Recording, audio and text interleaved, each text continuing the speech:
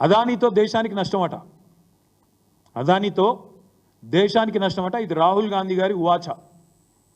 మరి అదానితో దేశానికి నష్టమైతే దేశంలో అంతర్భాగమైన తెలంగాణకు నష్టం కాదా?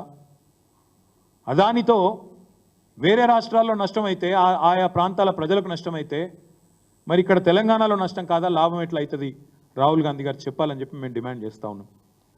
కాంగ్రెస్ అధిష్టానం మాటను కాదని, కాంగ్రెస్ అధిష్టానం మాటను పెడచెవిన పెట్టి అదానీ సామ్రాజ్యానికి తెలంగాణలో రేవంత్ రెడ్డి గారు రెడ్ కార్పెట్ ఏమైనా పరుస్తున్నారా?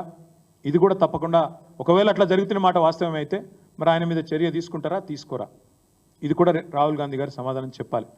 ఇప్పుడే ఇక్కడికి వచ్చేటప్పుడు నేను చూసిన షర్మిల గారు, ఆంధ్రప్రదేశ్ కాంగ్రెస్ కమిటీ అధ్యక్షురాలు, ఆమె కూడా చెప్పింది రేవంత్ రెడ్డి గారు పునరాలోచించుకోవాలా, అదానీతో ఏవైతే సంబంధాలు ఉన్నాయో వాటి విషయంలో తెలంగాణ ప్రభుత్వం కూడా పునరాలోచించాలా, మా కాంగ్రెస్ ప్రభుత్వం ఏముంది అక్కడ కూడా పునరాలోచించాలా నేను విజ్ఞప్తి చేస్తున్నా అని చెప్పి ఇప్పుడే షర్మిల గారు చెప్పినట్టు నేను వార్తల్లో ఇప్పుడే చూసిన. స్కిల్ యూనివర్సిటీ కోసం 100 కోట్ల విరాళాన్ని మరి స్వీకరించడం అదానీ గారి నుంచి రేవంత్ రెడ్డి గారు, ఇది తప్పా ఒప్పా రాహుల్ గాంధీ గారు చెప్పాలి.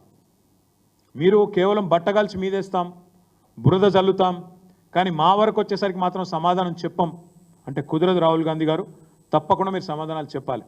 ఢిల్లీలో ప్రధాని అవినీతిపరుడు అంటూనే మరి రాష్ట్రంలో అదే అదానీతో ఇక్కడ వ్యాపార సంబంధాలు నేర్పుతున్న మీ ముఖ్యమంత్రి నీతివంతుడు ఎట్లయితారో చెప్పాలి.